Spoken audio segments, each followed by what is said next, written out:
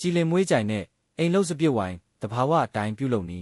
ဒီနေ့မှာတော့ဓာတုပစ္စည်းကင်းစင်ပြီးအယောင်ကြည်လင်ယုံတင်မကပဲချုံမြင်မွေးကြိုင်နဲ့အိမ်လုံးစပြစ်ဝိုင်ပြုလုပ်နီကိုမျှဝေပေးခြင်းပါတယ်ဒီဝိုင်ကကြာကြာအနှစ်ခံလေးလေးအရသာကပိုပြီးကောင်းလေပါပဲ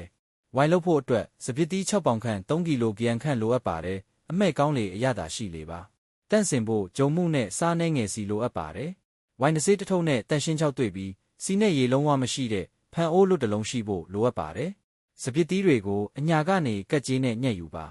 ရေထဲမှာဂျုံမှုတစ်စုံနဲ့စားနှဲငယ်ထည့်ပြီးညင်သာစွာဆေးကြောပါဂျုံမှုကစပစ်တီးကွန်ပေါ်မှာရှိတဲ့ဖုံနဲ့အညစ်အကြေးတွေကိုအထိရောက်ဆုံးဖယ်ရှားပေးပါတယ်ဆေးကြောပြီးရဲ့စပစ်တီးတွေကိုလုံးဝချောက်တွေ့သွားအောင်ရေစစ်ထားပါရေကြံရှိတာကဝိုင်ပျက်စီးတတ်တာကြောင့်ဒါကအရန်ရေးကြီးပါတယ်ချောက်တွေ့သွားရင်တန့်ရှင်းတဲ့ဖန်အိုးတွေကိုထည့်ပါလက်အိတ်ဆွတ်ပြီးစပစ်တီးတွေကိုညင်သာစွာခြေပေးပါ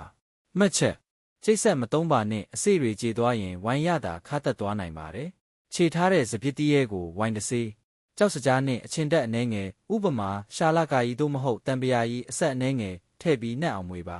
အဲ့ဒီနောက်အိုးဖုံးကိုလုံအောင်ပိတ်ထားပေးရပါမယ်3ရက်ခန့်ထားပါကအပေါ်ယံမှာအမြုပ်လေးတွေထပ်လာပါလိမ့်မယ်တဆေးကြောင့်အချင်းဖောက်တဲ့ဖြစ်စဉ်စတင်နေခြင်းဖြစ်ပြီးဝိုင်ဖြစ်ပြောင်းလဲနေတာဖြစ်ပါတယ်3ရက်ပြည့်လျင်အပေါ်ယံအမြုပ်များနဲ့စပစ်တီးဖက်များကိုစစ်ထုတ်ပစ်ပါရလာသည့်ဝိုင်ကြီးကိုဖန်အိုးထဲပြန်ထည့်ပြီးနောက်ထပ်4ရက်ခန့်ဆက်လက်အချင်းဖောက်ပေးပါ